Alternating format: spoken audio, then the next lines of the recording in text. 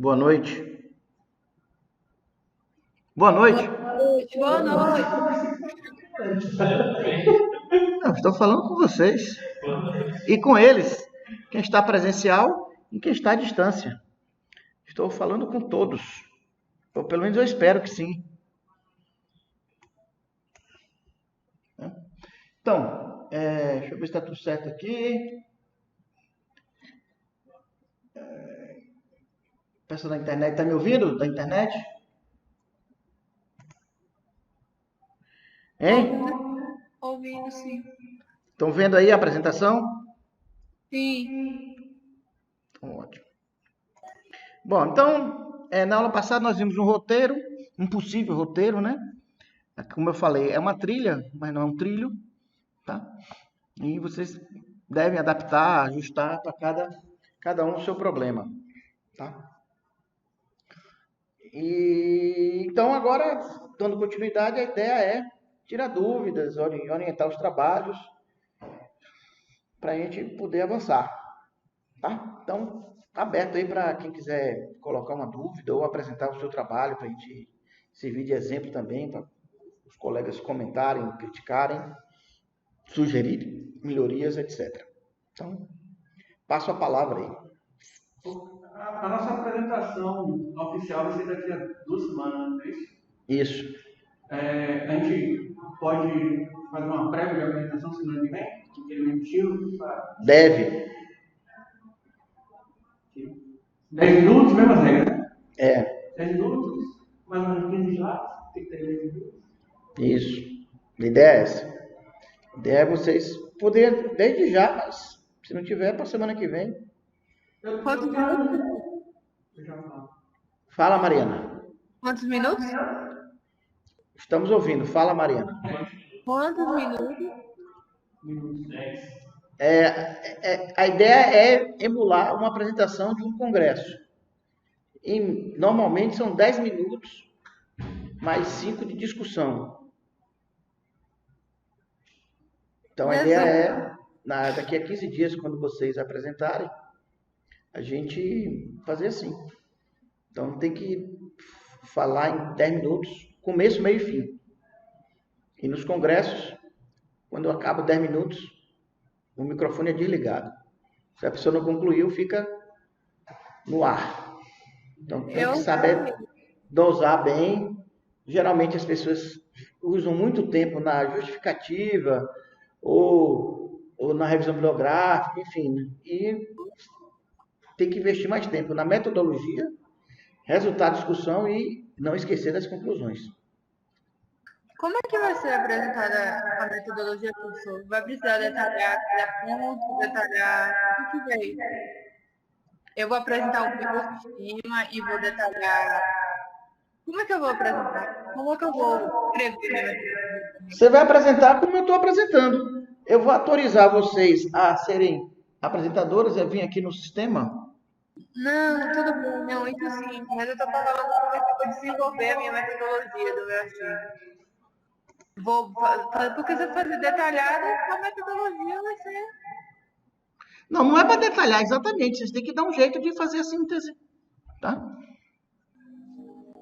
Fazer a síntese do que vocês vão apresentar. Certo. A metodologia, acredito, não vai fazer muito diferente do que nós apresentamos aqui. Então, não precisa entrar muito detalhe. Você vai discutir mais o seu caso, a análise de dados, os ajustes, os modelos que testou, que não deu certo, que deu certo, os pontos espúrios que tirou, porque tirou, como tirou, e o resultado final, a comparação das curvas, a análise dos resíduos, o que nós fizemos em sala de aula aqui. Cara, então, é o seguinte, se eu for pegar todas as informações, eu acho que até no artigo mesmo dá umas, sei lá, 25, 30. Não pode, né? Não pode colocar todas as informações. Porque é o seguinte, se eu vou usar desde o começo, tem a questão das incertezas. Sim. Não é para eu detalhar as incertezas. Não, você não vai detalhar, você tem 10 minutos, você tem que ser bastante sintético. Não, até no artigo mesmo. Até no artigo também. Tipo, eu não vou dizer que eu fiz isso, tal método. Não, você disse que fez isso, que usou tal método.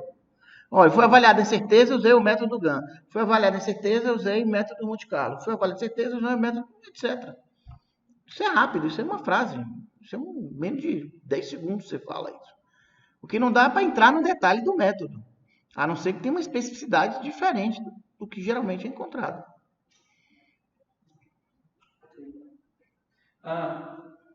Eu não sei se deixa eu fazer semana que vem. Mas é o seguinte, no nosso modelo, a gente estava usando uma saída e duas entradas. Só que tirando dados para. Tirando dados escuros, essas coisas, um dado ficou praticamente a mesma coisa, só para você ter uma ideia, variava, no início variava de 0 a 0,99 e depois ficou 0,97 e 0,98. Eu falei assim, pô, essa informação não está dizendo nada. Aí eu tirei essa variável. Você tira e você compara com e sem e vê o resultado. Se realmente o ganho for muito pequeno, é melhor tirar, porque você simplifica o modelo quanto mais simples, se não houver uma perda de qualidade significativa. Então você tem que rodar os dois modelos e usar os indicadores R2, A e C, B e C. Tem vários indicadores que vão poder fazer justamente para análise entre modelos. Tá. O que quebra ali é a questão do parâmetro. Do parâmetro? Análise de.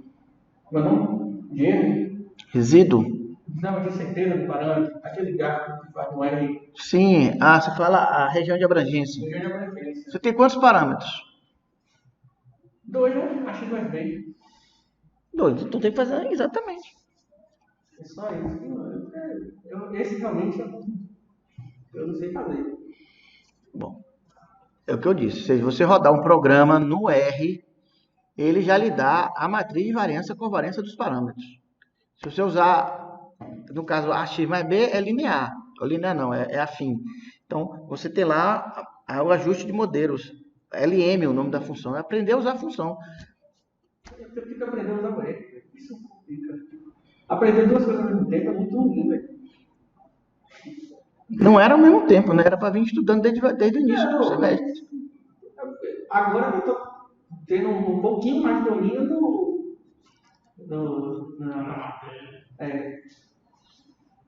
aí está todo mundo mais. O R não precisa ser usado como programa, você pode usar como comandos. É simples, é só. Você vai no Help, vai na internet, ó, ajuste linear, aqui. Aí você segue o passo a passo que tá ali, rapaz. Não tem como não fazer. É só seguir o passo a passo que tá ali. Tem N apostilas em N tutoriais que ensinam a usar. Até vídeo tem sobre isso. Tem que investir um pouco de tempo. Como é o nome? Avanço linear? LM é o nome da função. Se for AX mais B, né? É porque é o seguinte. Se for não linear, a função é NLS, que é a que eu uso aqui. Inclusive, meus programas também têm isso tudo.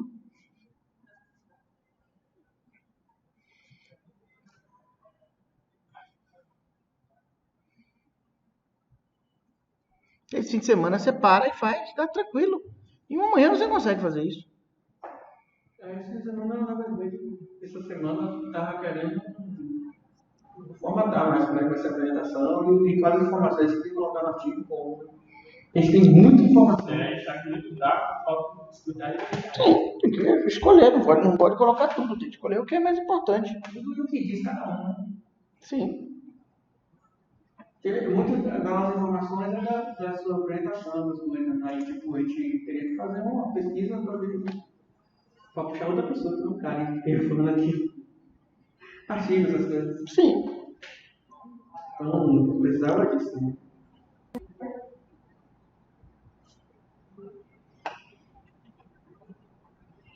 Bom, e quem tá aí é Ellen e Mariana, né? E aí, vocês duas, tem alguma dúvida? Alguma? Eu tenho várias. Então diga. Eu te mandei meu. É Mariana? Você E quer fazer a apresentação aqui? Eu posso você botar para ser apresentadora, se quiser. não, de jeito nenhum. Eu só te mandei o meu arquivo que eu já tinha feito por e-mail. Aí eu queria depois algumas sugestões ou. Mas eu não. Mariana, realmente o som não está muito legal. Você tem que falar pausadamente, tá? Diga aí uma dúvida.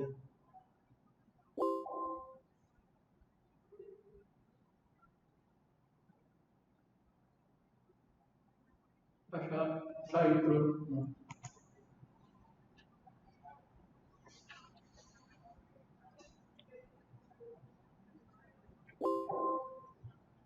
Eu enviei meu relatório por e-mail para o senhor. Sim, eu recebi, mas diga aí qual é a dúvida. Então, o que eu sugiro é você pegar esse relatório, apresentar aqui e sair passando e comentando e discutindo. A gente vai discutindo o seu relatório aqui. É uma oportunidade, inclusive, todo mundo pode corrigir seu relatório. Além de ter as minhas contribuições, ainda terá de um monte de gente. Vou botar você aqui como. Sim, pouco é 1/0 é infinito.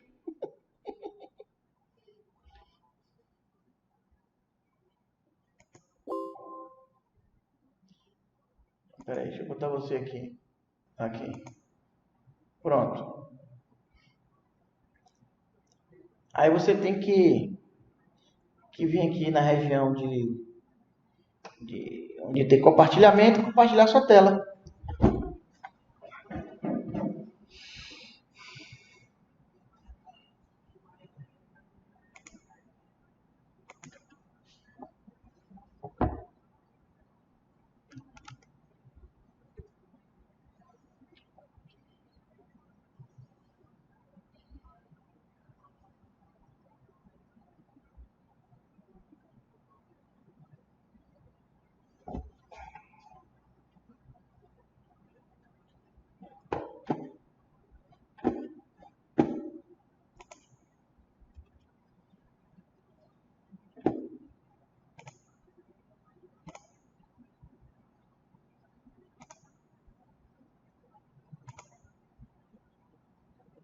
Pronto.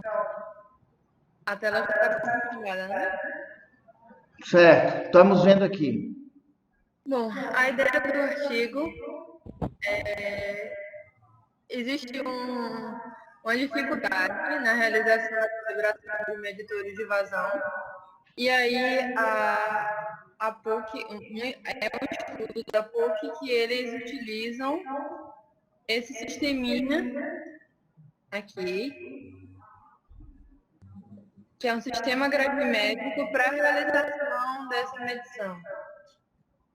Inicialmente, até onde eu trabalhei, a preocupação é a realização de calibração de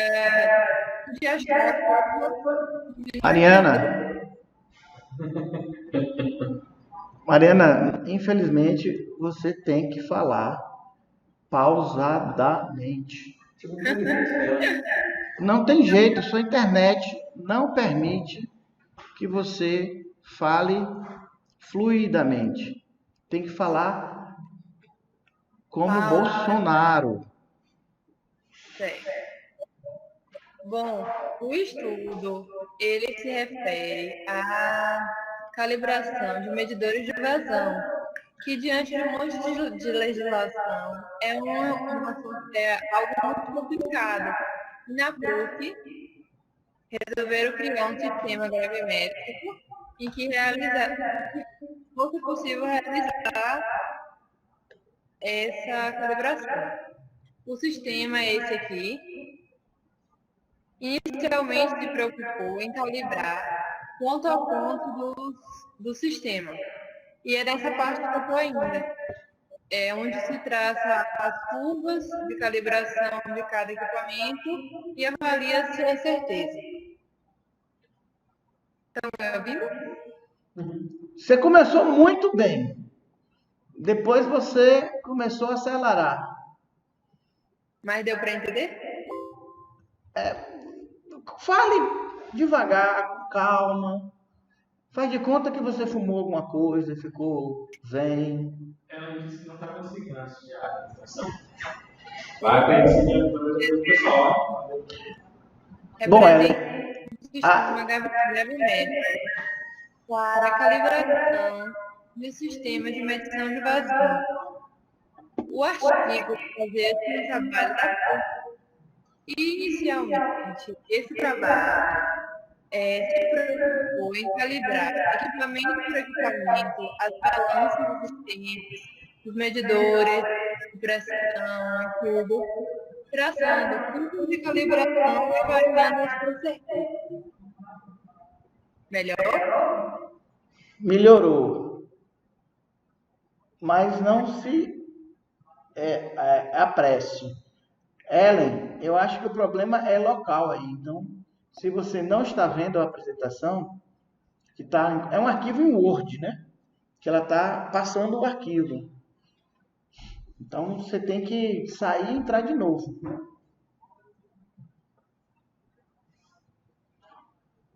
Aí, Boa noite.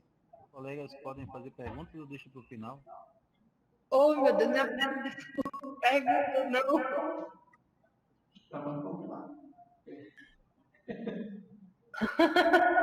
Eu tô querendo desistir. Nada, é só sobre esses sistemas de calibração que você falou sobre a sistema de Pode. gravimetria.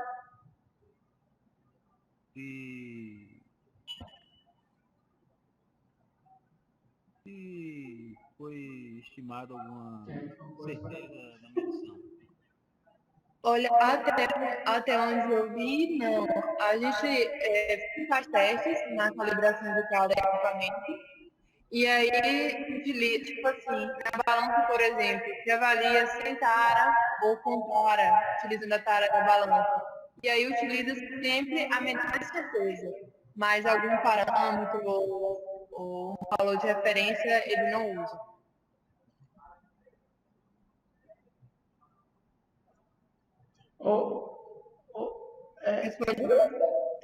A gente não está ouvindo a terceira pessoa.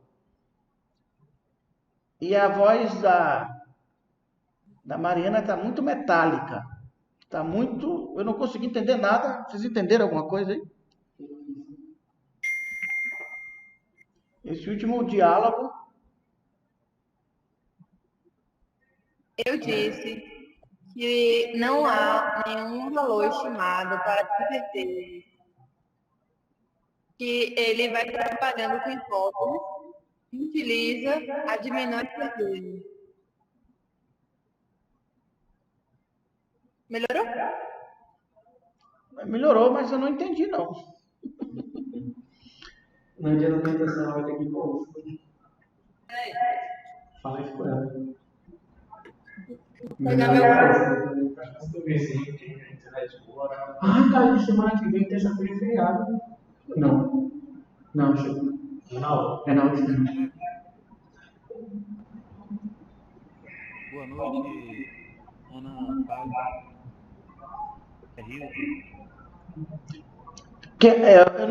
Tá muito baixo. Quem está falando aí está muito baixo. Mas tá muito baixo. Eu ouvi também. Mariana, nesse caso.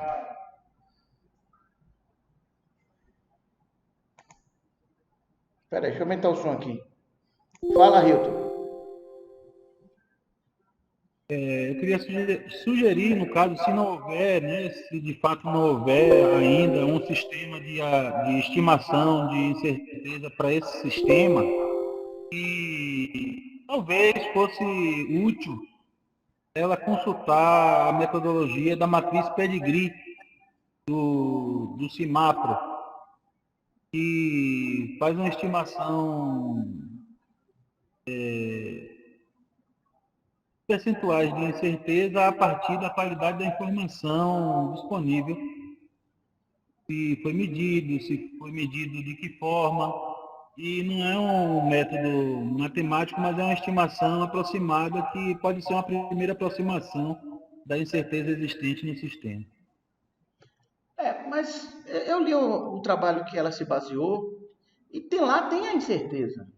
Eu não entendi o que ela quis dizer como não tem a incerteza. Eu não sei, não deu para compreender o que a Mariana falou. Não, eles têm uma incerteza, mas na verdade a incerteza é calculada. Sim, mas toda incerteza é calculada. A incerteza Isso, não é medida, não. aí ele encontra essa certeza com base em hipóteses. Ele testa uma ou duas hipóteses, ou até quatro, e aí ele chega a uma menor incerteza e utiliza ela e determina a curva, o modelo matemático.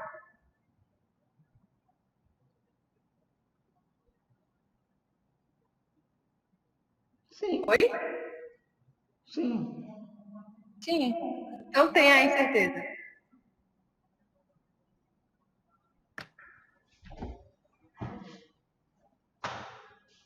Posso continuar? Pode. Obrigada pela contribuição, Hilton. Aí, o primeiro ponto que ele levanta de calibração é a medição da temperatura de água do tanque T, que é um tanque rígido. E aí ele dá essa equação. E aí eu tracei o gráfico da equação. Eu estou meio sem saber o que fazer no... Pai, você tem que ter os dados experimentais. Tá? É aquilo que eu mostrei em sala de aula. Você tem uma grandeza independente e você tem uma grandeza dependente. Aí você traça uma curva e propõe uma equação que relaciona essas duas coisas. Tá? Mas ele já me dá.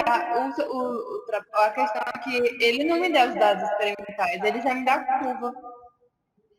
Mas só que eu lhe falei, você escreve para o autor e pede as informações.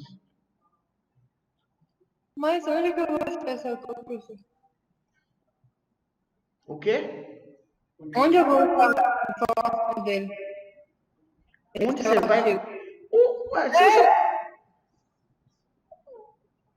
O autor, você escreve para o autor. Às vezes tem um e-mail, às vezes você vai na internet, bota o nome do cara, vê um e-mail. Ou escreve para o professor, para o orientador.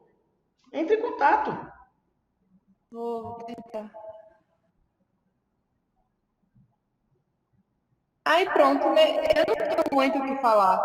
Eu estava trabalhando com esses dados, e aí teve. Agora, nesse trabalho, não tinha no final dele tinha uma série de tabelas com um monte de informação. Nessas tabelas não tem os dados experimentais? Alternativa de medicina.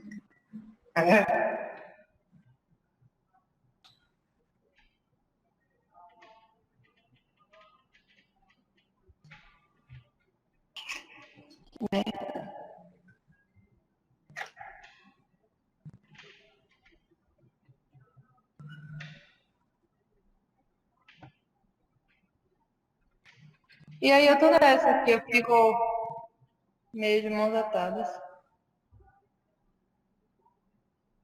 Aí tem os certificados de calibração, porque alguns, por exemplo, de pressão, ele usa um transdutor. E aí ele calibra, ele busca a curva desse transdutor. Mas tudo que ele não consegue calibrar na PUC, ele usa um certificado de calibração, ele apresenta todos. Mas não apresenta os pontos.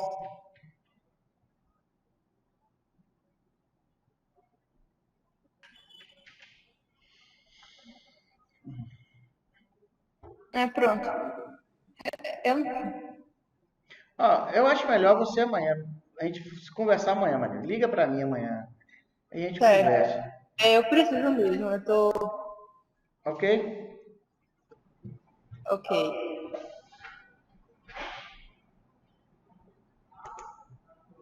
Os dados, Khalid, eu posso, assim, tipo, colocar um link para os dados e colocar um arquivo na nuvem? Pode. Pode.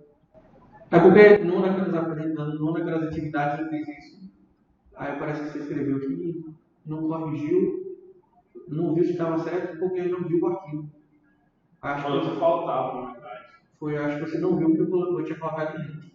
Você falou que faltavam os dados para você conferir. Certo? Estava no link. Pode ser. Tem alguma forma bem chamativa para colocar link? Porque eu penso assim, para ver se daqui, fica aqui.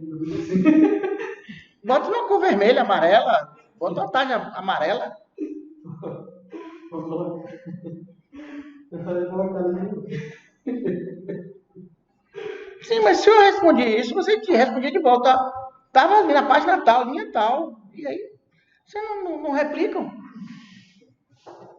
Pra ser sério, eu só fui ver umas 3 semanas depois. Ah, bom. Então pronto. Então eu devolvi a batata e você ficou com a batata quente na mão 3 semanas. Queimando a mão e a boca e a língua. Já tá aí, gelada. Já apodreceu.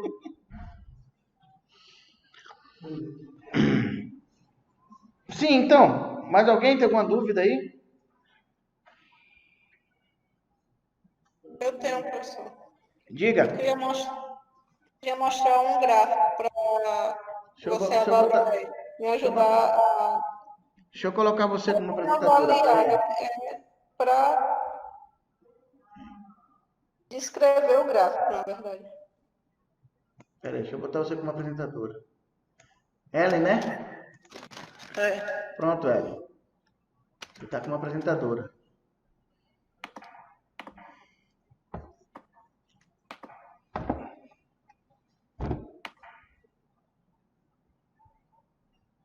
Para você, se você quer desenhar um gráfico, você pode usar a tela, a outra tela dessa videoconferência.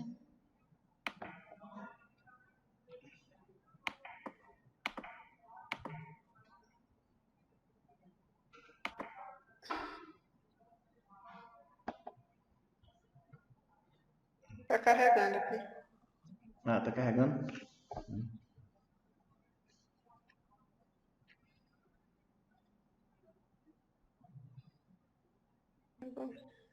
Como é que... Ah, aqui. Na verdade é esse daqui. O da PDF. Deixa eu apertar.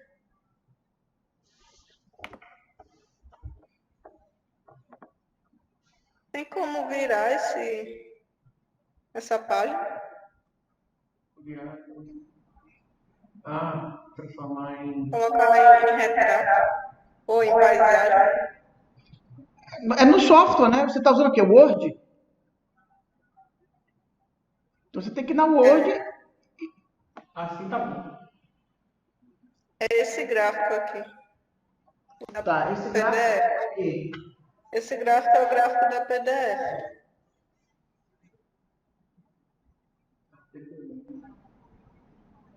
É que tá muito pequeno. Aumenta aí. É porque, na verdade, eu não estou compartilhando. Peraí, vou compartilhar a tela. Tá compartilhando a tela, senão a gente não tava vendo. Não, eu baixei só o programa. O arquivo. Aqui. Ah, agora melhorou.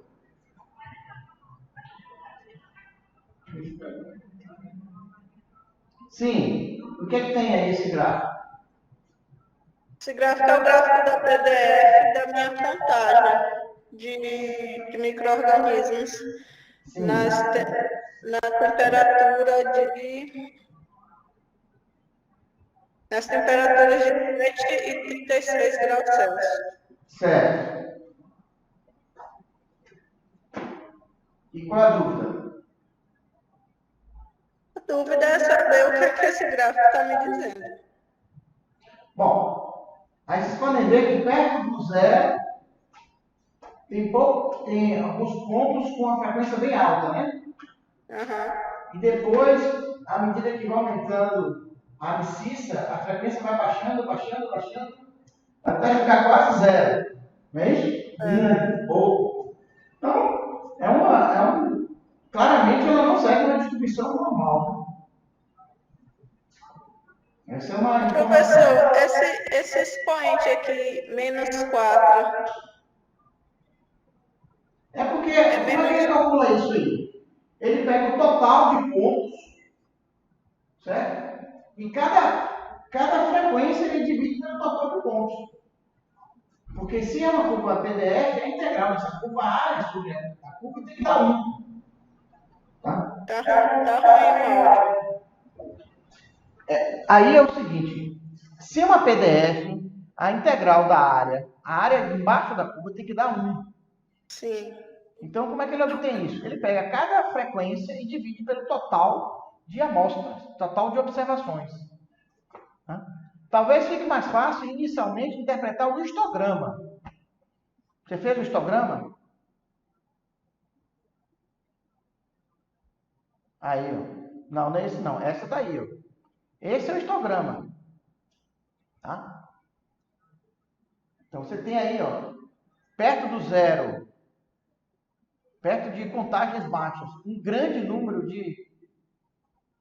de observações, e à medida que vai aumentando as contagens, o número de observações é 1 ou 2, muito pouco. Tá? Isso aí, então, é porque assim, eu tenho 480 dados. E desses 480, metade é de 7 graus Celsius, que é essa maioria aqui. Sim. E a outra metade seria para 36 graus Celsius. Então, a 7 graus Celsius, a minha contagem é praticamente zero em todos Sim, os mas resultados. é correto você misturar, porque não, você tem, olha, você tem aí 2 blocos. Um bloco a 7 graus e um bloco a 35 graus, né? 36 graus. Uhum. Você misturar os dois no mesmo bloco, geralmente dá esse tipo de problema, né? Sim. Então, aí é o caso de você fazer separadamente. Ok, o da temperatura eu tenho de 7 e de 36. Então, mas eu digo fazer 2 histogramas, não o mesmo histograma. Tá? Fazer um para 7 e outro para 36. Isso, você tem que blocar as informações. Tá? Então, 37 graus para o micro-organismo A é um bloco. 37 para o micro-organismo B é outro bloco. 37 para o bloco A, que é o substrato 1 é uma coisa.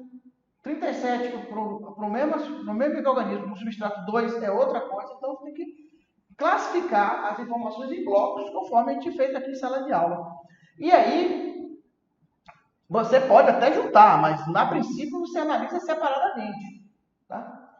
Porque aí, claramente, são 2 informações muito distintas. Uhum. Tá? Uma pergunta aí.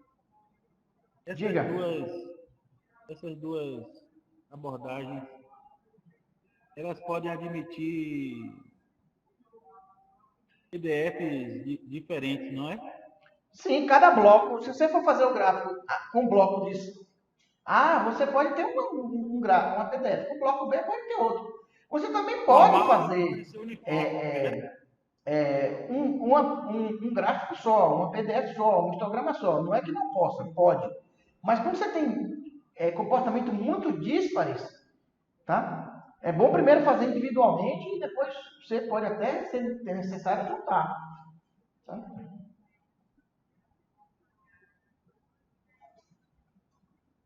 Aí eu tenho aqui o da correlação e o 3D. Aí aqui no 3D tá bem... Eu achei, né? Por exemplo, aqui 7 graus Celsius e aqui é 36. E os tempos, né? 2, 4, 6, 8, 10.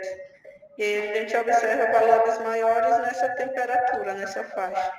Já na faixa de 7 graus Celsius, a gente tem, durante todos os dias, valores praticamente zero. Sim. É exatamente esse tipo de interpretação que tem que ser feita, né? E esse gráfico mostra bem isso, né? Então, a depender do seu conjunto de dados, um gráfico é mais útil que o outro. Por exemplo, aí a informação está mais clara do que naquele gráfico que eu botei em sala de aula, porque as informações ali estão...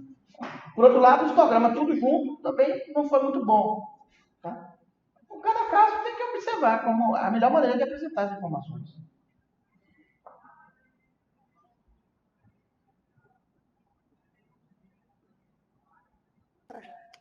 Eu vou tentar separar esses gráficos aqui. Não é, E pai. aqui? Não E é aqui? pai, não é que está errado juntar. É que a interpretação tem que ser feita, às vezes, separando. E, às vezes, também juntando. E, às vezes, ambas. Depende do objetivo que você quer. Ô, professor, mas nesse caso aqui, tem um dos tópicos da é saber se como é que... As grandezas independentes e dependentes são aderentes a PDFs normais. Eu vou avaliar isso de acordo com o histograma e essa daqui da PDF. Se você botar tudo junto aí, você pode observar pelo gráfico, que não é, mas além do gráfico, também observar as estatísticas, né? O teste estatístico de Shapiro também pode informar em números se é aderente ou não.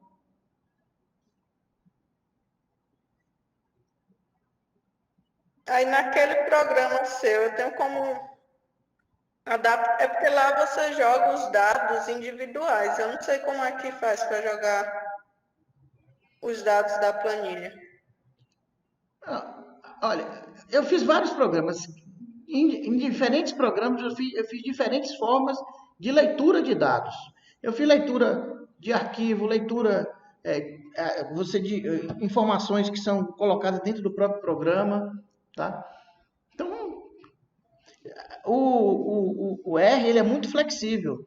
Ele aceita ler dados em um arquivo texto, a ler dados diretamente em uma planilha eletrônica, planilha Excel ou qualquer outra planilha, tá? No formato CSV, que é um formato mais universal de transferência de dados, tá? Então aí você tem que ir no helpzinho dele, na internet e ver como que ele faz a leitura e fazer a leitura dos dados, tá?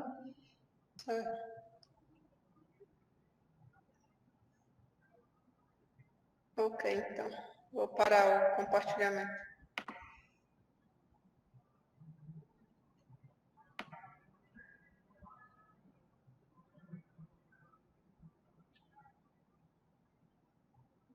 Como é que tira aqui? Eu não sei não. Como é que tira o... O compartilhamento é o que tiro aqui.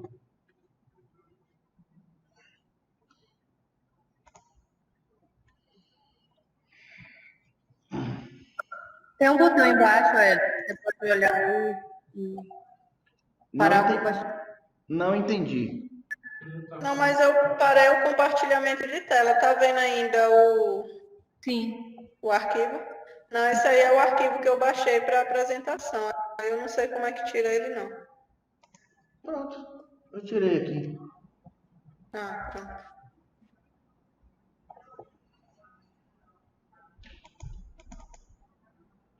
Por que ele ainda está? Eu já mandei tirar.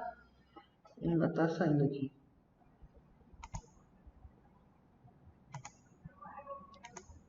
Engraçado.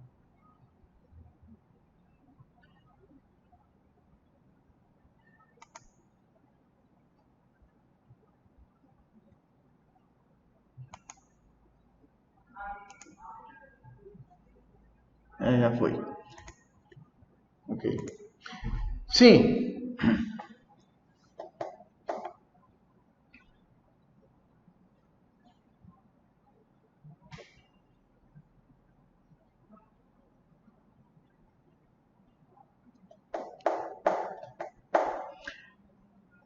Ok? Mais alguém aí tem alguma dúvida, alguma sugestão, algo dos seus projetos que queiram discutir?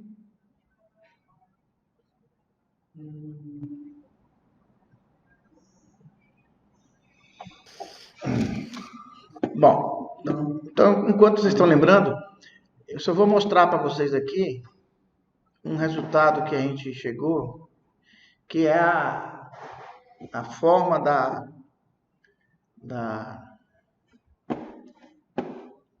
cadê o mouse? Aqui. A forma da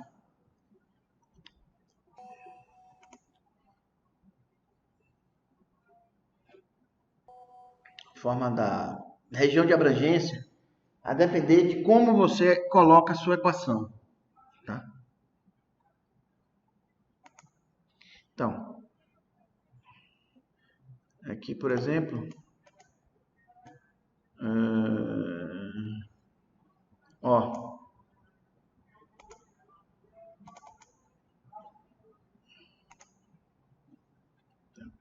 aqui, do lado onde está o mouse aqui, ó, é uma forma da equação, tá? Essa forma da equação, quando se faz o ajuste dos parâmetros, se obtém esse parâmetro K0 e esse parâmetro EAT. Do lado direito, tá? É a mesma equação escrita de outra maneira. Tá? Aí eu tenho um novo parâmetro KT0, porque foi remontada a equação aqui. Mas o parâmetro E, que é a energia de ativação, tem o mesmo valor, inclusive. E há uma transformação de KT0 para K0, tá? Dado por isso aqui, né?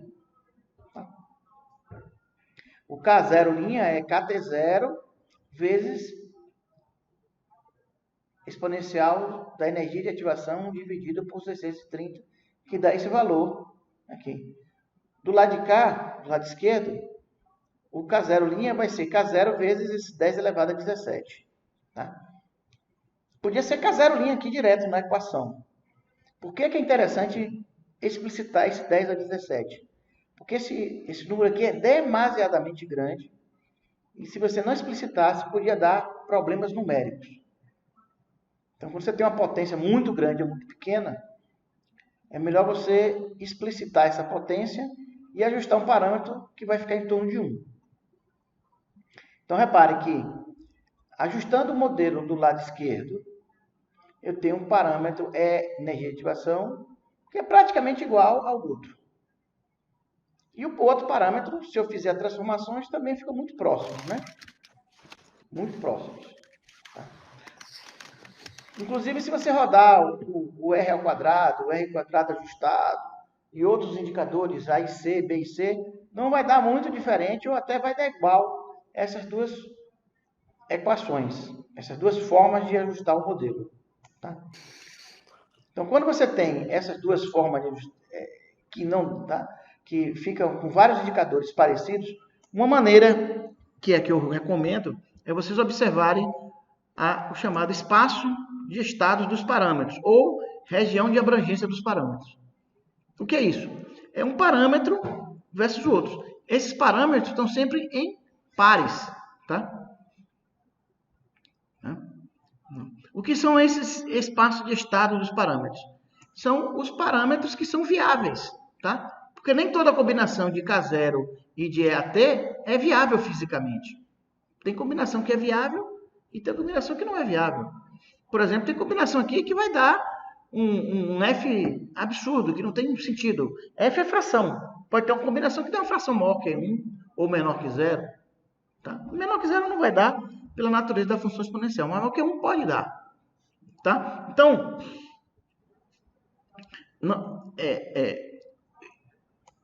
quando você roda o problema de otimização, a depender do procedimento, se for um procedimento usando simulação de Monte Carlo, ou Bootstrap, ou PSO, que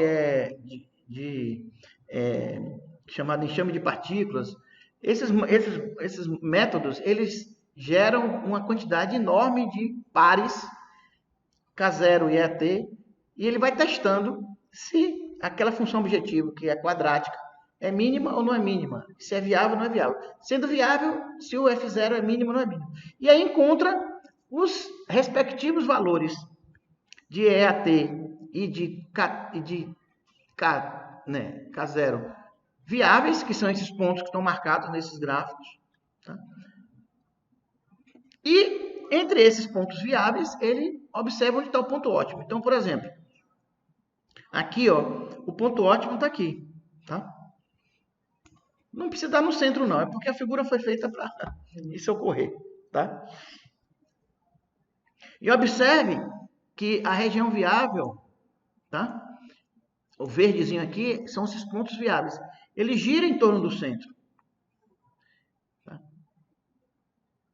O vermelhinho é a região de abrangência para 90%. Ou seja, esses pontos vermelhos são pontos que têm pares de parâmetros com 90% de chance de ocorrerem, digamos assim. Tá? E essa curva azul é a equivalente região de abrangência se os parâmetros tivessem uma distribuição normal. Tá?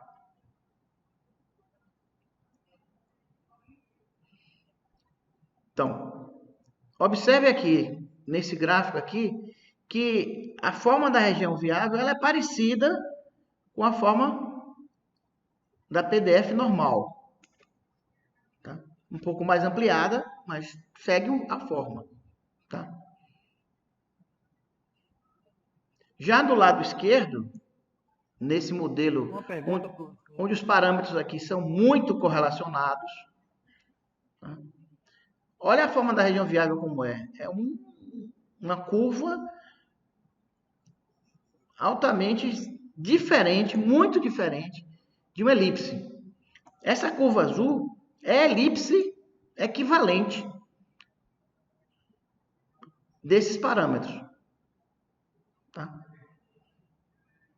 Inclusive, observe que não faz sentido físico. Ó. Você tem lugares aqui, essa regiãozinha aqui, ó, onde o parâmetro K0 é negativo. Isso não tem nenhum sentido físico. Tá? Parece que tá vendo a de lá de lado.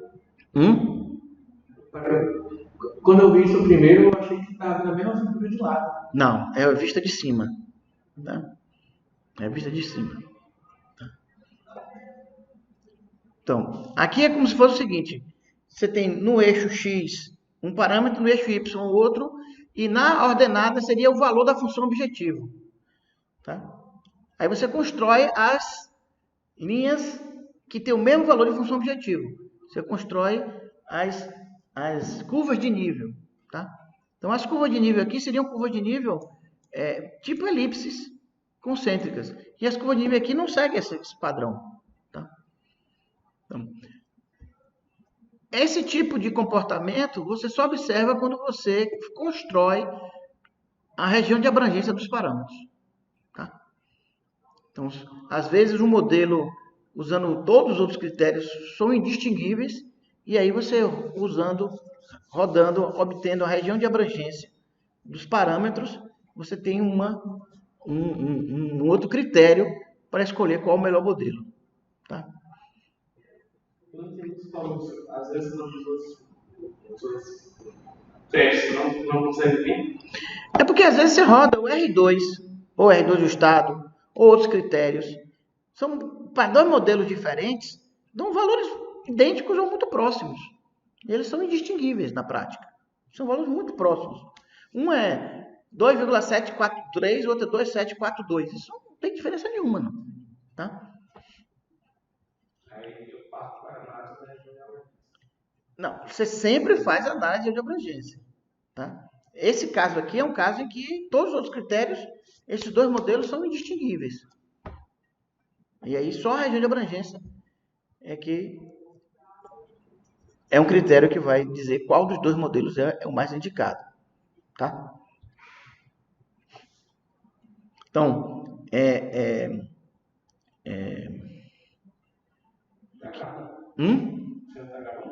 Tá gravando. Tá? Então, esse cálculo da região de abrangência, ele é muito importante. Tá? Inclusive, se essa elipse tivesse os eixos principais paralelos aos eixos da abscissa ordenada, você poderia falar em incerteza do parâmetro. Tá? Mas como ela não faz sentido falar em certeza do parâmetro. E esse é um erro muito comum dos livros e das apostilas e dos softwares, que calcula a incerteza, dá-se o nome até de erro padrão. Aí a pessoa pega aquilo, acredita naquilo, mas não faz sentido nenhum se a covariância entre os parâmetros for elevada. Tá? E aqui a gente pode ver, inclusive nesse caso aqui, ó, aqui esse gráfico fica mais claro. Ó. Repare que aqui tem valores da região de abrangência que valores negativos, ou seja, não pode. Esse parâmetro K0 não pode ser negativo. Fisicamente é impossível ele ser negativo. Tá? Então, ao fazer a região de viável, você pode dizer, olha, é melhor pegar o modelo da direita do que o modelo da esquerda. Tá?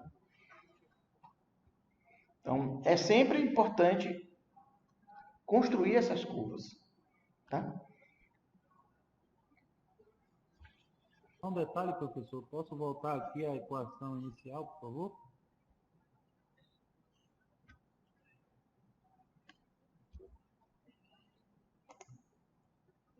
Aqui.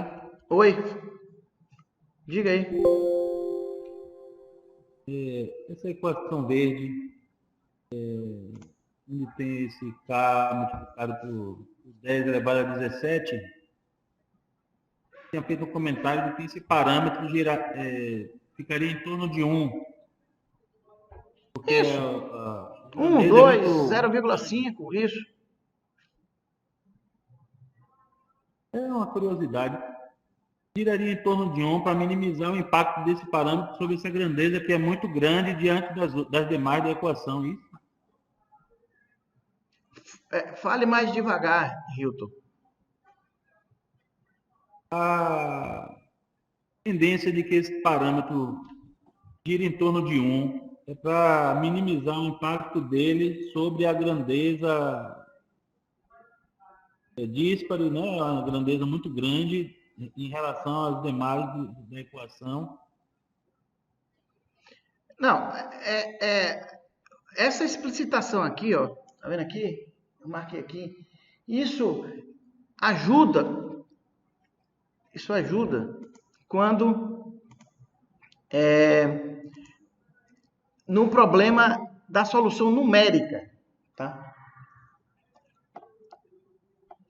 Todos os métodos numéricos, não digo todos, mas a maioria deles, sempre usam matrizes, e aí faz inversão de matrizes, ou solução de equação de sistema algébrica, linear ou não linear. E aí, quando se constrói a matriz dos métodos numéricos, você pode ter uma posição da matriz com valor muito grande e uma posição muito pequena. Isso dá o chamado mau condicionamento numérico. Tá? Quando isso ocorre, pode haver uma não convergência do método, pode haver obter uma solução errada por causa de um problema apenas numérico. Não tem nada a ver com a qualidade dos dados, não tem nada a ver com a qualidade do modelo. Tá?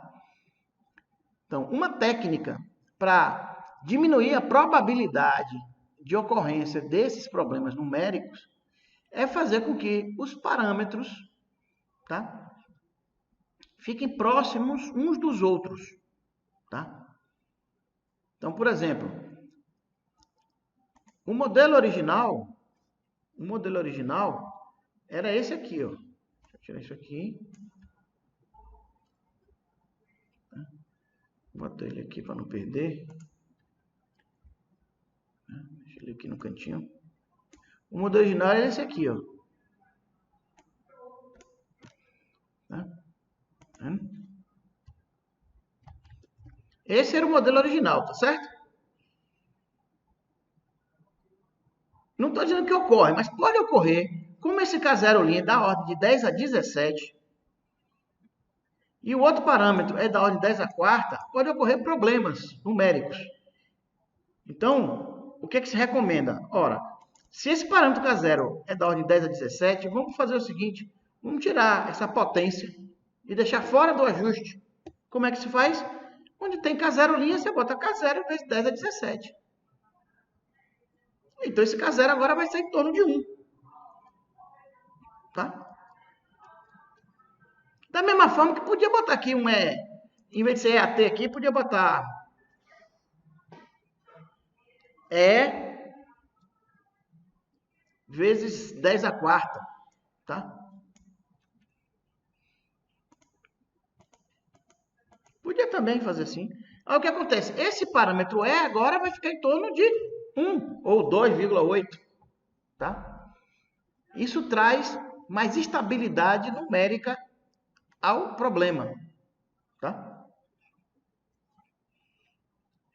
Eu, quando vou resolver um problema novo, eu nem esquento o banco. Eu pego todas as potências, boto para fora e trato os problemas, as constantes, os parâmetros, ajustar tudo em torno de 1, para já de cara evitar esse problema.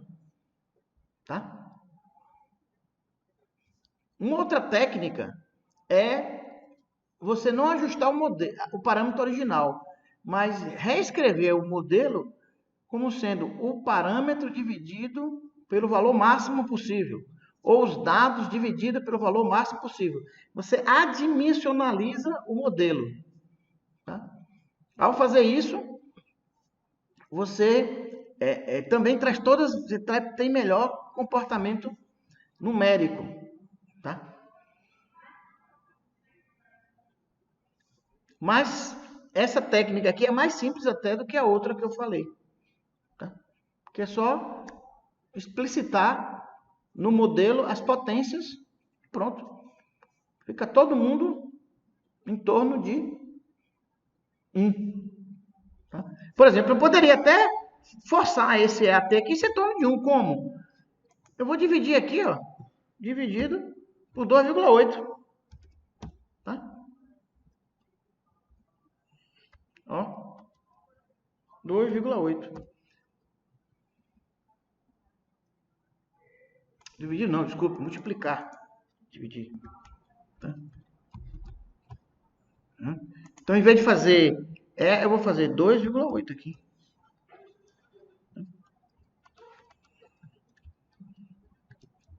Vocês concordam que se o meu parâmetro ajustar EAT, tá? É 2,8, esse aqui é a solução final? Se eu resolver o problema novamente dessa maneira, esse parâmetro E deve estar em torno de 1. Né? Concorda? Eu devo ter perdido alguma coisa, eu não entendi por que esse valor 2,8, mas pode prosseguir. Não, o valor 2,8 vezes 10 a quarta é a solução do problema. O valor 1,9 vezes 10 a 17 é a solução do problema. Só que, para você chegar nessa solução, você percorre um caminho. Esse caminho depende da estimativa inicial, depende da forma da equação, dos dados experimentais. Se tudo isso der certo, ainda você pode ter um problema adicional que é provocado pela natureza dos números. Não tem nada a ver com a física do problema, não tem nada a ver com o experimento que você fez, mas tem a ver com você ter uma grandeza muito grande e uma muito pequena. Tá? Por exemplo, pegue 1 bilhão e some a 1. Vai dar o que como resultado? 1 bilhão e 1. Ora, 1 bilhão e 1 é 1 bilhão. Tá? Agora você pega 10 e some 1. 10 mais 1 é 11. Você teve um aumento de 10%. Então, quando você pega uma grandeza que tem 1 bilhão e outra que tem 10, você tem ordens de grandeza muito diferentes. Lá dentro do algoritmo numérico, isso pode gerar uma instabilidade. Ele fica louco. Ele não funciona. Então, uma maneira de evitar isso é fazer essa normalização dos parâmetros para ficar todos parecidos. Tá? Isso traz, geralmente, isso melhora. Quando foi isso, é a natureza do problema, né? Às vezes não é. Como você não sabe a priori, o que é que se recomenda? Não sabe, amigo. Trata logo. Isso não prejudica em nada. No máximo, não atrapalha. Geralmente ajuda. Na pior das hipóteses, não atrapalha.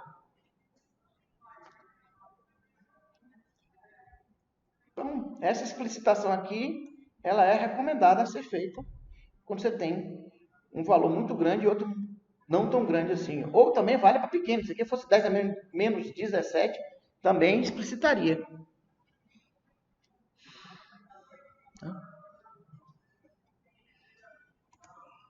A gente pode rodar aqui. Eu vou rodar aqui esse problema sem isso para ver se ele roda. Pode ser que rode. Eu nem sei se roda ou se não roda. Nunca fiz esse teste, não. Deixa eu carregar aqui o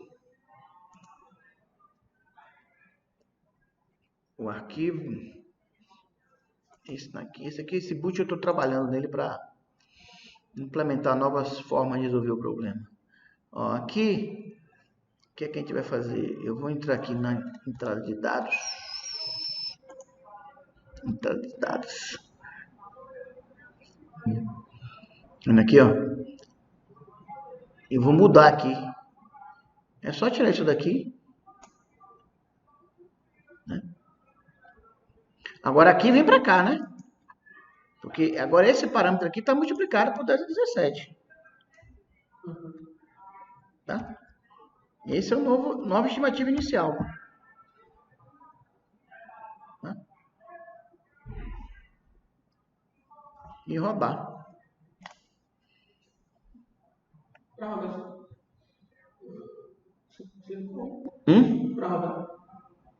Eu rodei aqui, Susi.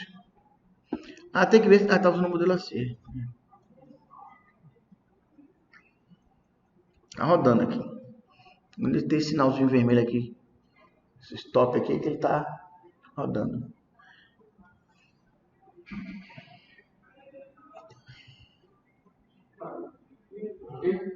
Não, esse aqui é os gráficos dele. Porque os gráficos dele às vezes dá problema. Eu tenho que vir aqui e rodar só a seção de gráficos. Tomei tanto susto com isso. Esse programa de quando? Foi quando? Esse programa. Esse é o mesmo programa que eu tenho rodado várias semanas aqui, umas 3 semanas pelo menos. Aí cada vez eu tenho aperfeiçoado ele. Quando você escreveu isso? Agora, esse ano. Então, por exemplo, esse gráfico não estava rodando, não estava semana passada. Eu botei essa semana. Na semana passada também não estava o método interativo, agora já está. Próxima semana vai ter o método push. Eu vou pegando o programa e vou. Em cima do mesmo exemplo, eu vou melhorando. A matéria vai estar tudo. Ensinar o programa resolve a matéria toda.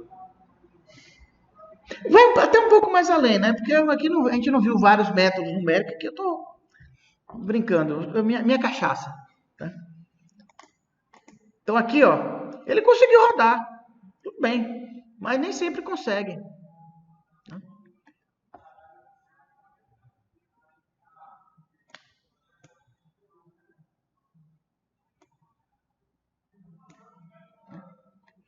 Mas a correlação, como está alta, o coeficiente de correlação.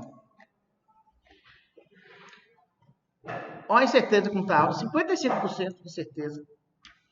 Isso por conta de quê? Por conta do modelo altamente correlacionado. Correlação dos parâmetros. Essa incerteza aqui, ela não é esse valor. Eu não sei qual é, mas eu sei que está errado. Quando você tem certeza grande, não quer dizer que a incerteza é esse valor. Quer dizer simplesmente que ela está errada. Mas já é uma grande coisa. Você souber que a incerteza está errada, já é um sinal de que o modelo não está bom. Já tem uma coisa para consertar aqui. Eu troquei aqui. Relativa embaixo, aqui é padrão. Então já vou consertar esse errozinho de impressão aqui. Onde tem relativa é padrão.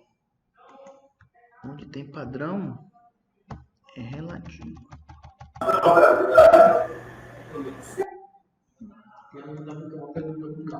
Oi? Isso. Recife não é aqui. Recife é aqui. Diga aí, eu não ouvi. Repete a pergunta.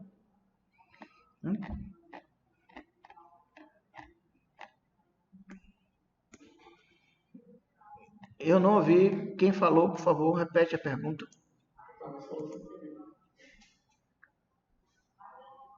Deixa eu ver como é que ficou a solução aqui. O relatório está aqui. Aqui, ó. Enorme parâmetro. Não alterou muito. Ele solucionou do mesmo jeito. Mas podia não ter solucionado. Então, por via das dúvidas, como não ajuda, não atrapalha, pode até ajudar, é melhor fazer isso. Então, essa potência aqui, tá? A gente pode jogar no modelo.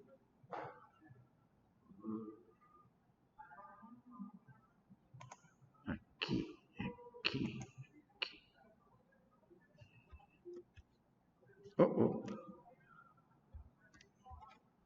Ctrl X.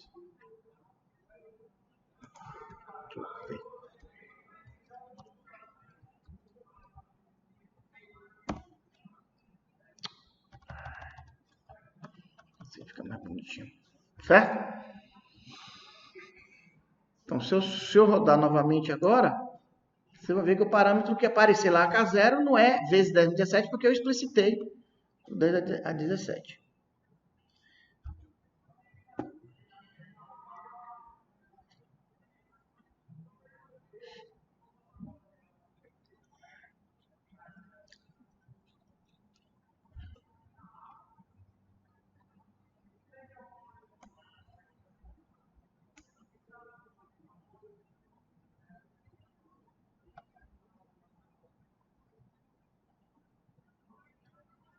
Então, agora vamos lá, vamos rodar só a saída de dados.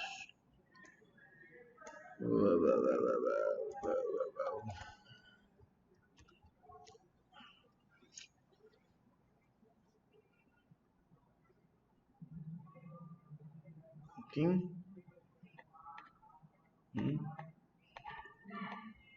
Ó, não está elevado a 17, tá vendo? Não está a potência aqui de a 17, a 17. Tá? Mas ainda permanece aquele probleminha da região de abrangência muito longe de uma região bem condicionada, né? Como é que a gente faz? Altera o modelo a ser ajustado. Então, pega um modelo equivalente, só que de outra maneira. Então, vou rodar agora o modelo de baixa correlação. Então, aqui, ó. Eu estou rodando o modelo com alta correlação. Eu vou rodar o modelo com baixa correlação. E manda executar. Para você mudar as correlações, você quer diminuir os valores dos parâmetros pela média? Não, aí é para o modelo linear. No modelo linear, um polinomial, modelo polinomial, uma técnica para você diminuir a correlação é você, em vez de trabalhar com as grandezas independentes, você trabalha com elas menos a média. Você diminui a correlação dos parâmetros. Você diminui significativamente a correlação entre os parâmetros.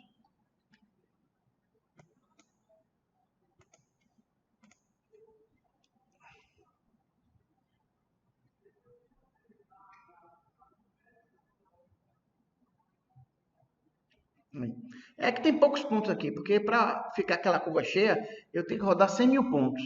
Se eu botar para rodar 100 mil pontos aqui, a gente pode rodar, demora algumas horas, umas 2 ou 3 horas. Vai ter um programa de redes neurais que eu fiz esse semestre.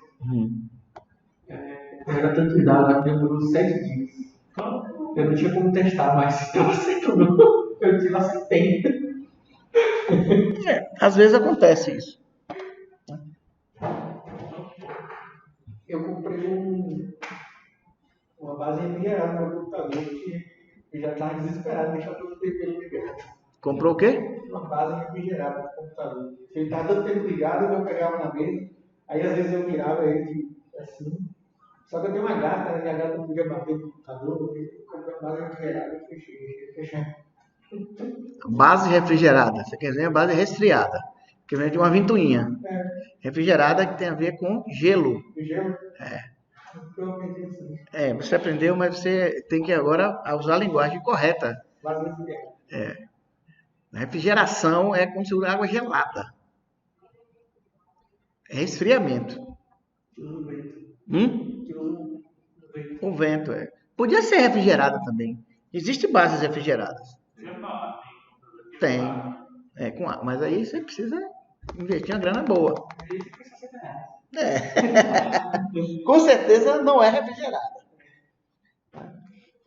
Imagine que você tem que botar uma geladeira do lado. Ou então coloca. Ou então dispositivo eletrônico. Uma geladeira, uma placa de Peltier para baixar a temperatura da água. Rigorosamente, refrigerada é abaixo de 0, inclusive. Mas as pessoas às vezes falam refrigerada quando for uma geladeira. No final das contas é isso. É um refrigerador. Não foi super resfriado. Né? Mas é isso, foi 7 dias para rodar o programa. Eu achei até que. Eu cheguei a entregar o relatório já. Tipo, eu terminei o relatório em 2 dias. Né? Tipo, em 2 dias. Eu falei assim, eu vou, se não ficar até amanhã, eu vou entregar não. Aí no outro dia eu falei assim, não, deixa até amanhã. Aí quando eu acordei, eu falei, acabou. Tá bom. Aí você foi lá, rodou, será? Bom, então, essa é um indicador, né, de qualidade importante, tá? A execução da região de abrangência dos parâmetros. Tá? Não é o indicador, é mais um indicador, tá? Mas você dá mais confiança ao modelo que você escolheu, que você ajustou. Certo?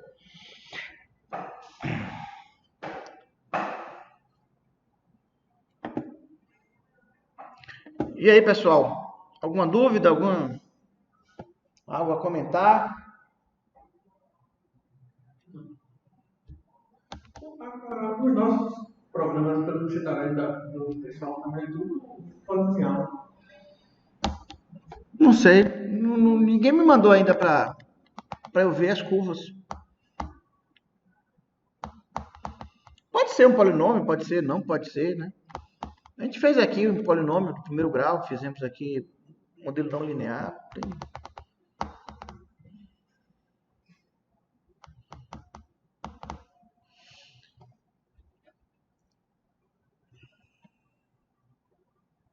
Ok, esse aqui tem uma correlação menor, mesmo assim elevada. Paciência, não posso fazer nada. Tá? Qual a relação dessa você diria o quê? Tipo, teria que ser explicado, porque a correlação dos parâmetros está muito alta? A correlação do parâmetro está alta, mas repare, essa correlação aí, ela é calculada uma correlação linear, tá? O nosso modelo é não linear, tá? O importante aqui é que comparando esses dois resultados, a gente chega à conclusão que este modelo é melhor que o outro, tá? No modelo não linear, você não consegue eliminar. Geralmente, eu nunca vi nenhum modelo não linear, nunca vi que você não tenha correlação. No linear, sim, e às vezes, nem sempre. Depende da dança dos números, depende de como estão seus dados experimentais. Nós vimos aqui, em sala de aula, um caso linear que não conseguiu eliminar a correlação. Por quê? Porque os dados estavam blocados e eu tinha blocos com vários pontos e blocos sem nenhum ponto, ou com um ponto só. E aí a forma como a gente conseguiu para calcular a variância dos dados levou a uma distorção em relação à média. A média que eu fiz foi média por bloco. Para eu zerar a correlação, eu tinha que fazer a média geral. Mas se eu fizesse a média geral, eu não tinha como calcular a covariância e, consequência, a incerteza por bloco. Então, qual foi a opção que a gente fez? Vamos blocar. Em cada bloco que eu tiver repetição, eu consigo calcular uma incerteza. Tá? E aí eu tenho uma média ali naquele ponto, que para calcular a incerteza eu preciso da média naquele bloco. Ora, a média daquele bloco é diferente da média geral. Então, aí tem uma pequena distorção que provocou a não conseguir completamente quebrar a correlação. Mesmo assim, ela saiu de um valor alto para 0,6, 0,3, ou 0,06, 0,03, que é um valor muito pequeno. Caio, qual é a relação entre a incerteza das variáveis com a incerteza dos parâmetros? No sentido seguinte, antes de eu fazer os meus testes estatísticos, eu tenho que calcular a incerteza das variáveis para saber se... para avaliar a incerteza de qualquer forma. Aí eu vou avaliar as incertezas, eu vejo, não chute aqui, sei lá, que a incerteza é em torno de 5% dos valores. Então não chute qualquer. Aí eu vou, beleza, eu calculo os parâmetros. Aí nos parâmetros eu tenho lá, no meu caso, uma função afim, e eu tenho os parâmetros, eu tenho a incerteza de cada um dos parâmetros. Eu posso calcular o seguinte, os resíduos e comparar. Eu posso ver o valor no final e comparar a incerteza do meu valor original, da minha variável dependente, com o valor dado pelos parâmetros com incerteza. Peraí, deixa eu melhorar. A questão é, qual é a relação entre a incerteza do parâmetro e a incerteza da variável? A incerteza da variável influencia na incerteza do parâmetro. A incerteza da variável influencia no valor do parâmetro. Se eu tenho um conjunto de dados com uma certa incerteza e eu tenho um outro conjunto para o mesmo modelo, para o mesmo sistema, com diferentes incertezas do primeiro conjunto, eu vou ter valores de parâmetros diferentes. A incerteza influencia no valor do parâmetro e na incerteza do parâmetro. Consequentemente, quando eu for fazer a estimação, a projeção, quando eu for fazer a predição de um valor a partir do modelo que eu ajustei, eu trago essa incerteza experimental para a incerteza da resposta que eu estou calculando. Quando a gente faz um modelo aqui, ó, por exemplo, aqui, ó, a gente fez esse modelo, tá? O objetivo é encontrar um modelo, uma equação matemática que relaciona, no caso aqui, a grandeza dependente, que é uma fração molar, das grandezas independentes, tempo e temperatura. Tá? Então, por exemplo, eu quero saber quanto tempo eu preciso reagir, eu quero saber qual a temperatura que tem que atingir para a minha fração ser 0,5, 0,7, 0,1. Tá? Para isso, eu faço o experimento e tenho, então, o valor de KT0 e AT. Agora eu posso, em outro reator, em um outro momento, não precisar de fazer novamente o experimento. Basta eu ter a temperatura e o tempo com esse parâmetro, eu vou saber qual é a fração. Ok? Só que essa fração molar, a saída do modelo, na simulação, tem uma incerteza. Qual é essa incerteza? É a propagação da incerteza das grandezas de entrada, das grandezas independentes, tempo e temperatura, e dos parâmetros, porque os parâmetros têm certeza. Entendi. Tá, entendi. É porque a função é AX mais B. É o valor do parâmetro, a incerteza dele, vezes o valor da variável independente. Não é vezes, tá? É propagação da incerteza. Você não vai multiplicar e fazer, não é numa operação, Não, é a influência do parâmetro A e B e a influência do X no Y. o cálculo da incerteza, assim como é o cálculo para potência trifásica, que tem uma função que relaciona. Aí você. Exatamente. Agora você tem as grandezas de entrada e a grandeza de saída. É aquilo que a gente discutiu no ano passado. No problema da estimação de parâmetros, a grandeza de saída, a variável de saída, são os parâmetros. Porque no problema da estimação eu não conheço os parâmetros. No momento da simulação, eu conheço os parâmetros e eu quero calcular a potência, calcular a temperatura, calcular a fração, como é o caso aqui. O problema muda, mas eu preciso das incertezas.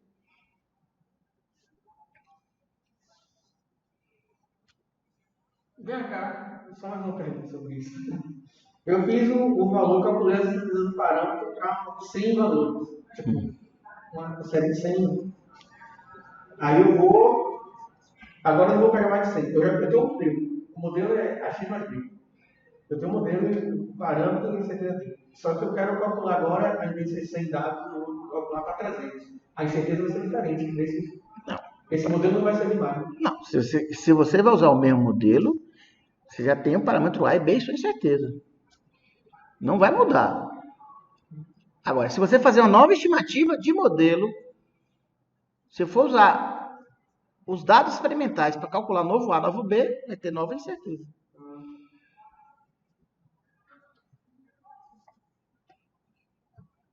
Eu estou pensando como eu posso fazer para provar que aquele valor. É que eu estava pensando em pegar uma série de 100 dados e calcular 70 e ter 30 de teste. Isso se usa também essa técnica. A gente comentou aqui também, a chamada validação cruzada. Se você tem uma quantidade significativa de dados, você pode separar em dois conjuntos. Só que eu estou com um problema, porque os 70, às vezes, o 100 eu consigo dizer que ele tem que adere ao normal. Aí eu divido em 70. Eu tenho que saber pegar 70 que é normal e 30 que é normal. Talvez é isso que eu acho que fazer.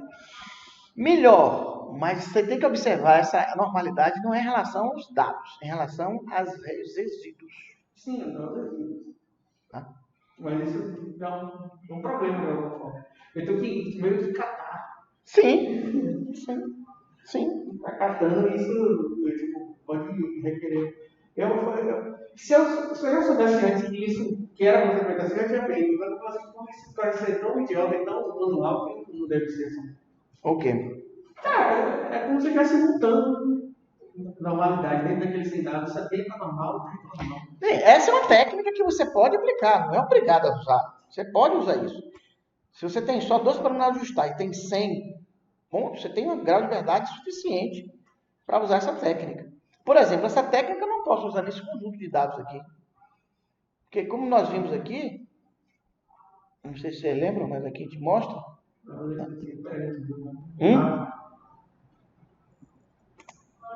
Cadê?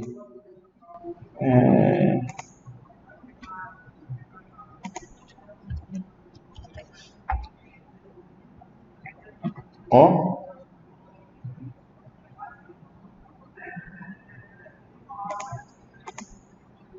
Algum problema, não está imprimindo. Se eu for validar e não for válido, não tem nada não, né? Não é válido. Tem que dizer que é possível. Interpretar. O importante é isso. Ele não está imprimindo aqui por alguma razão, ele tem o pau aqui na... Mas eu imprimo aqui na mão grande. Aqui, ó.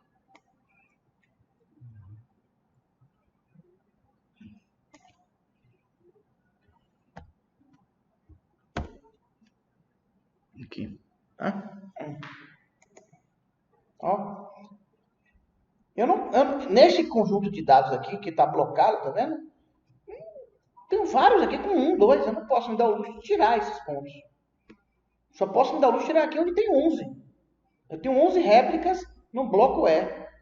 Nesse bloco E eu poderia tirar 1, 2, 3 pontos para separar, para fazer a validação cruzada. Mas não adianta eu fazer validação cruzada só com um bloco. Eu teria que fazer, se eu tivesse os blocos, vários blocos aqui com 10, 15, 10, 20, 11, 12, 13, eu podia tirar, vou tirar 4 de cada. Ainda ficaria com 8, 7, 1. Aí daria bastante. É uma técnica recomendada quando você tem dados suficientes. Mas tem que analisar a normalidade dos resíduos dos 100, dos 70 e dos 30. No caso do que eu falei. Não, você tem que analisar dos 70, dos que você usou no ajuste. Por quê? Não, você tem que usar nos dois, tá certo. Porque você está usando a mesma função, você quer que ela também tenha validade estatística. Tem que analisar nos 70 e nos 30. No que você usou para fazer a estimação e no que você usou para deixou de fora. Tá. Só dizer. Os dados não precisam ser normais. Para esta análise que nós estamos falando. Para o que nós queremos aqui.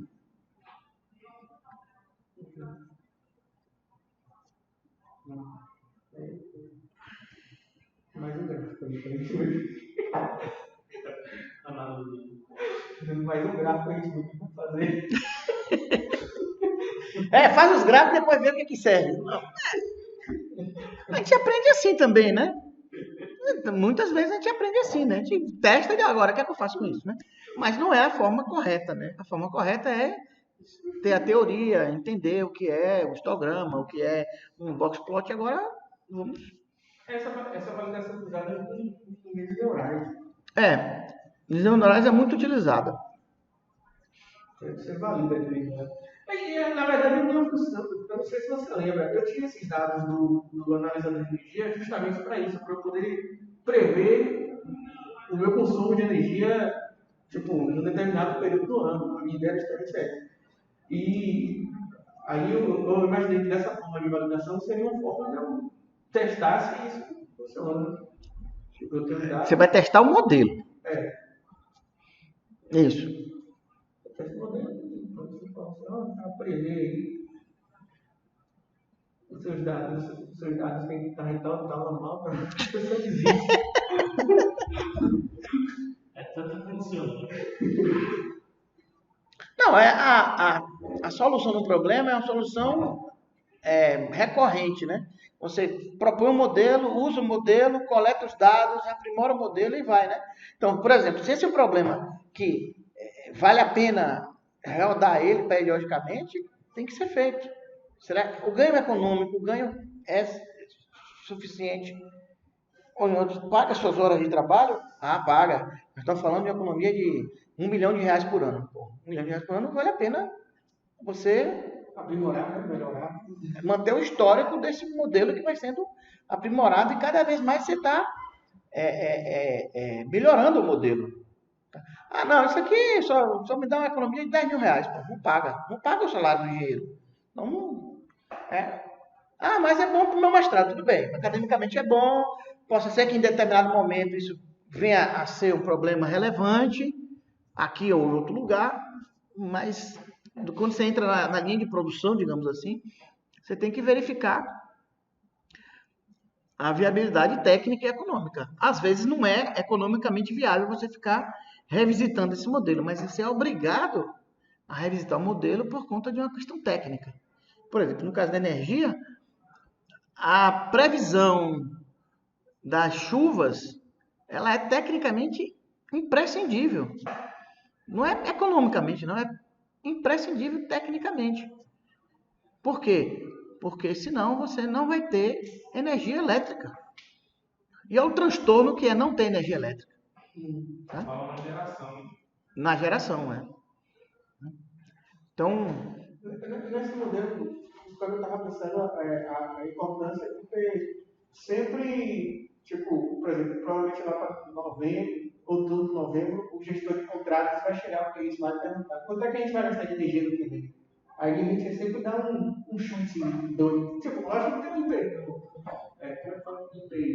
empirismo. Empirismo, lógico que tem, que a gente já conhece, mas se tivesse um modelo mais adequado de acordo com temperatura que teve nos últimos, sei lá, a gente teve a temperatura nos últimos 5 anos, foi assim. Então, provavelmente no próximo não consigo. Sim, claro. Claro. A gente vai gastar tanto de potência e não vai dar tanto de quantidade de valor.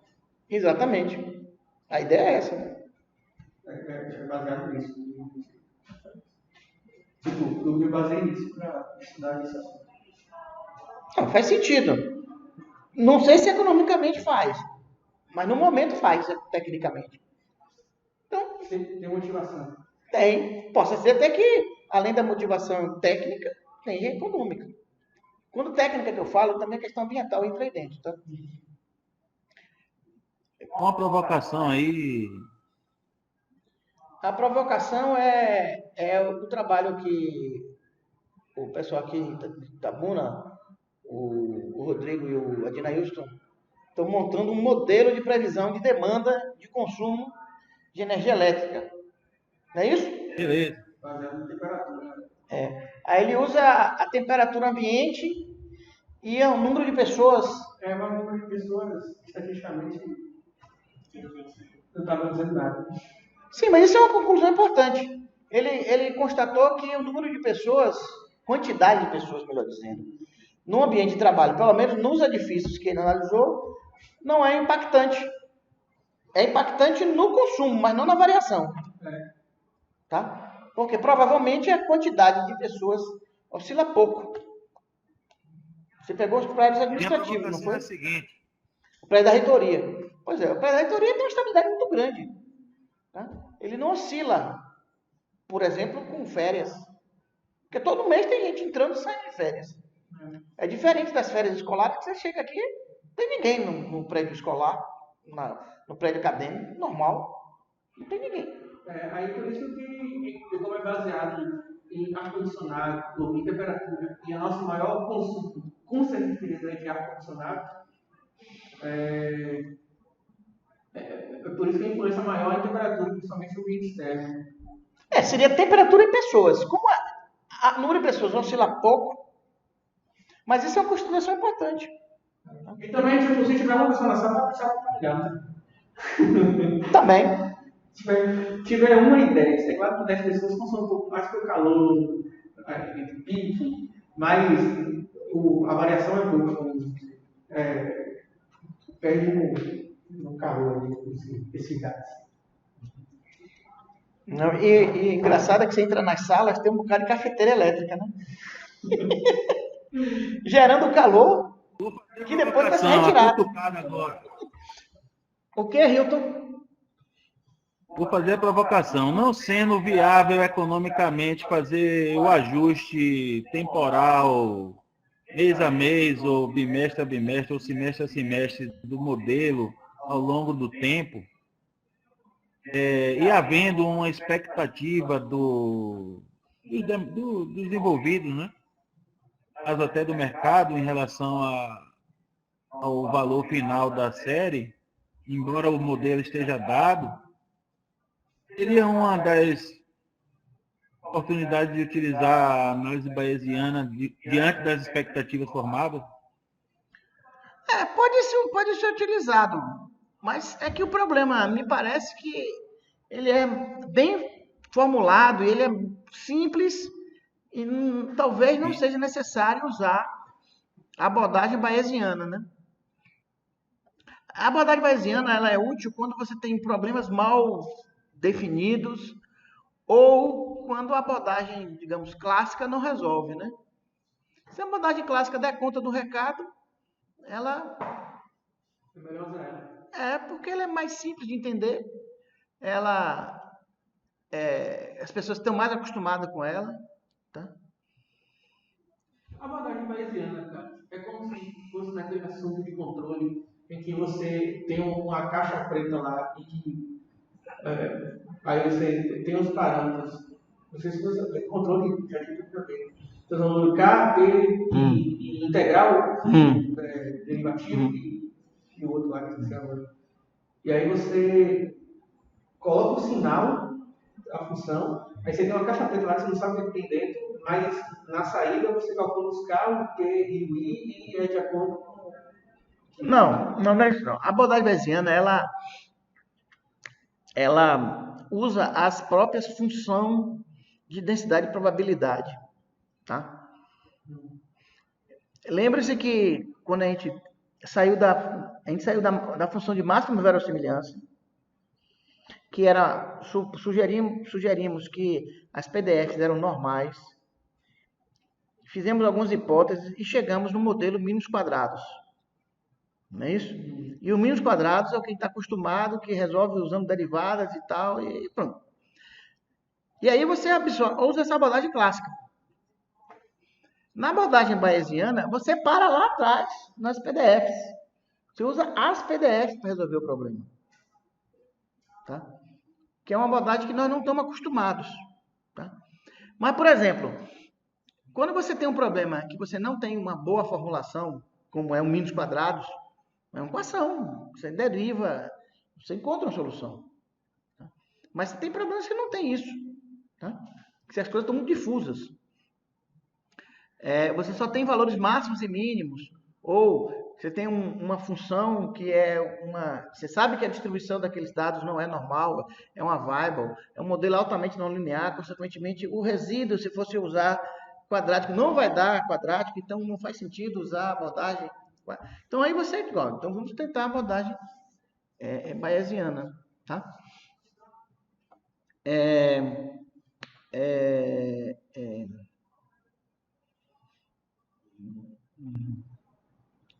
Se você tem informações poucas, você não consegue rodar um modelo clássico. Mas se você pega essas informações e consegue mostrar que essas informações são mapeadas por uma PDF, aí você pode usar a abordagem bayesiana. Se por acaso tudo for normal, a abordagem bayesiana, a abordagem clássica cai na bayesiana. Então, a abordagem clássica, a abordagem de mínimos quadrados, é um caso particular da abordagem bayesiana. Agora, se as coisas não forem normais ou tiverem pouca informação, tá? Por exemplo, este problema aqui, ele daria melhores resultados com a abordagem bayesiana. Por quê? Porque, repare, na abordagem clássica, eu preciso do desvio padrão. Como é que eu calculo o desvio padrão com um valor? Não, com zero eu não tenho que calcular, é zero. Mas com não dá. N menos 1 dá 1 sobre infinito. Tá? Este exemplo é um exemplo que a abordagem bayesiana poderia dar resultados mais interessantes. Eu não sei se dá porque eu não fiz, não rodei. Surgiu até uma boa ideia. Mas fica aí para o próximo curso. Rodar esse problema usando a abordagem bayesiana. Tá? O próximo curso vai de dados? O próximo curso vai de validação de dados? Não? Reconciliação? Não. Reconciliação é a abordagem clássica também. Eu vou usar a abordagem clássica. Poderia usar também a abordagem bayesiana, mas não dá tempo não. Porque o problema é que historicamente se usou sempre a abordagem clássica. Então vocês estudaram sempre a abordagem clássica. Então vocês estão com a cabeça tudo pensando com a abordagem clássica. Então, a gente teria que parar, dar um curso de inferência bayesiana, estatística bayesiana, para depois semestre. Para depois seguir para frente. O quê? Que semestre vai começar isso? Rapaz, pela demanda, acho que nunca. Olha, esses cursos de inferência bayesiana, eu já falei, estão gravados, estão disponíveis. É só baixar e... Eu não lhe mandei não, Hilton, esses cursos? Tá no Dropbox, mas está em espanhol e o áudio não está muito bom. Bom, aí é um probleminha, né? Tá em portunhol, de fato, né? O áudio não tá tão bom assim, é verdade. Mas é o que tem. Tá? Inferência bayesiana é aquele assunto que...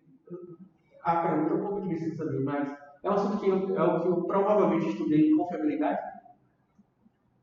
Não. Tipo, probabilidade de B é igual a probabilidade de B sobre A. Não, ele sai do teorema de Bayes. Ah, O teorema de Bayes ele é usado tanto na abordagem clássica como na abordagem bayesiana. Tá?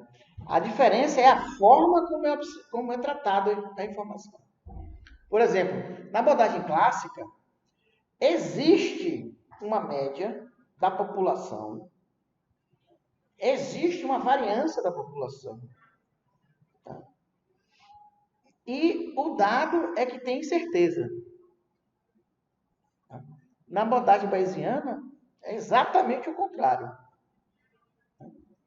O dado não tem certeza, o que tem certeza é a estimativa da média da população, da média da amostra. O que faz mais sentido, porque se o dado existe, ele é aquele dado, ponto. A partir daí é que eu gero incerteza, porque eu vou pegar aquele dado para gerar uma informação nova. A abordagem bayesiana inverte essa lógica. Tá? porque aquilo que eu vi é teorema de Bayes. É teorema de Bayes, mas é a abordagem clássica, a abordagem frequencista. Inclusive tem um problema conceitual fortíssimo. A frequência, tá, é, por definição, número de eventos que ocorreram por número total de eventos. Tá? Então, eu só posso calcular a frequência a posteriori. Sabendo o número total, né? Eu não posso calcular a priori. Então, a gente usa o conceito de probabilidade no dia a dia, o conceito bayesiano. Mas na hora de fazer a conta, a gente faz a conta com o conceito frequencista. Então, por exemplo, a probabilidade de chover amanhã é tanto. Não faz nenhum sentido calcular isso pela abordagem frequencista. Usa mais a probabilidade de chover. Porque o dado de amanhã tem que estar no cálculo. Tá? A gente A usa... frequência bayesiana é ex ante. O quê? É uma PDF ex ante. Ajudante. É antes da ocorrência da amostra. Não entendi, repete aí. A frequência, na abordagem bayesiana, ela não é posterior aos fatos, ela é uma PDF suposta e vai se ajustar depois. Isso, porque na verdade a abordagem bayesiana, ela calcula uma probabilidade que um evento venha a ocorrer. Já a abordagem frequencista, ela calcula a probabilidade do evento que ocorreu. Perfeito. Então, no dia a dia isso não é muito problemático, porque a gente termina simplificando muitas coisas, mas às vezes os modelos dão errado por causa disso. O fato de a gente ter muitos dados, muitos, e ignorar o de amanhã, digamos assim, nos dá uma certa, endossa que aquele valor é um pouco confiável. Sim, quanto mais informação você tiver, a princípio, se as informações não forem ruins, a princípio você vai conhecer melhor a estimativa, né? Mas se você também tiver informação ruim, você pode até contaminar toda a sua análise. Por isso a importância de você analisar os dados, analisar a informação antes de usar ela. É a tal de detecção de dados espúrios. Cara, falando nisso, é o seguinte, eu tô fazendo um curso meu, eu não sei se você lembra, eu tô fazendo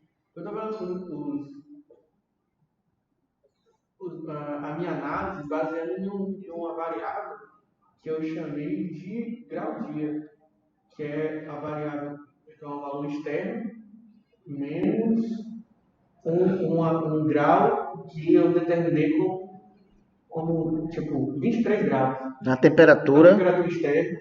Menos a temperatura de referência. Eu calculo a incerteza baseada na temperatura original, no valor original, ou no valor desse grau de reajuste? Bom, se você não colocar ter certeza na referência, vai dar o mesmo valor. Porque o seu modelo é simples, né? Temperatura, delta de temperatura é igual a temperatura menos temperatura de referência. Se houver incerteza na temperatura de referência, o delta de temperatura você vai agregar, vai ser a incerteza maior do que na incerteza medida. Mas não tem, não estou entendendo. Né? Exatamente. Como é a referência que você adotou e é fixa, e você não tem, a não ser que você tenha alguma razão para querer mudar essa referência. Se não tem, ela não tem certeza. Então, a incerteza do delta vai ser exatamente a incerteza da temperatura medida. Porque o outro é uma constante. Eu vou ter que. Eu estava avaliando também outra coisa. A temperatura externa, eu peguei nos dados lá, tem um negócio que tem até na CEPAC. Eu olhei na internet, lá no site, que eu esqueci agora o nome, e não tem dados com certeza dos alunos. Aí eu tenho que ver como é que eu vou abordar. Aí você tem que tem um 10%? No mínimo. E você tem várias incertezas. Tem certeza da origem Do local, e da distância de lá para cá. Porque a temperatura lá não é a temperatura daqui. Isso aí são os Bs, né? Exatamente. Essa é a incerteza tipo B. Você tem a incerteza tipo A, que é devido à repetição da medição. E depois você tem as várias tipo B. Uma devido ao sistema de medição, outra devido à diferença geográfica, né? O outro como é que fala? A metade da menor Da resolução. da resolução. Mas nesse caso aí a resolução vai ser a menor das incertezas, com certeza. A incerteza do fato de você não ter calibração e a incerteza da distância aí vai ser muito maior.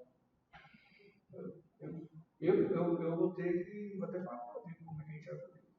A gente vai ter que entrar no acordo aí para saber como é que a gente vai ter mais incerteza, principalmente essa do translado. Nesse caso aí, o que eu sugiro é você discutir, claro, bastante para saber se tem uma melhor avaliação, mas depois fazer uma análise de sensibilidade.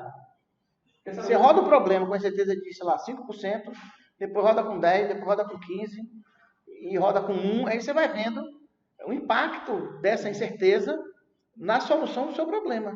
E sabe o que eu fiz? Eu estava pensando em fazer? Que tem um negócio que eu tenho aqui, nessa placa, tem um desse que tem Conquista, tem outro desse em Canavieira, salvo engano. Aí eu ia calcular, tipo, no mesmo dia, a temperatura de um e outro, aí eu ia saber relacionar a distância com a diferença de temperatura. Aí eu falo assim. Mas aí você tem que ver se essa localidade aqui está no meio das outras duas. Isso tem que estar passando. Se estiver passando, não quer dizer que pode ser que esse método funcione. Mas se estiver do outro lado, né? Se você está interpolando, pode ser que seja razoável essa sua hipótese, seu procedimento. Imagine, Ibicaraí, Itabuna e Ilhéus. Itabuna está entre Ibicaraí e Ilhéus. Se eu tenho a temperatura de Ibicaraí e Ilhéus, tomando essas duas, eu tenho uma estimativa melhor da temperatura de Itabuna, mesmo que sem conhecê-la. Agora, eu pego a temperatura de Itabuna e de Ilhéus e vou estimar de Ibicaraí a partir dessas duas, ela não está completamente... Né? A chance dessa temperatura estar ruim é muito maior do que no primeiro cenário. Do que eu avaliando que a temperatura de nossa placa é a mesma aqui. Eu lembro que eu tinha feito isso e eu tinha dado, na disciplina passada, e tinha dado um valor muito estranho, que talvez fosse melhor até avaliar como a mesma temperatura que lá, claro que com certeza, do que fazer essa interpolação. É possível. Então, você pode assumir o mesmo valor e botar incerteza. É isso que eu estou dizendo. Não é... Você usa a mesma informação, mesmo valor, e joga a incerteza maior. Né? Se ninguém tem mais nada, a gente fica por aqui. Então, boa noite.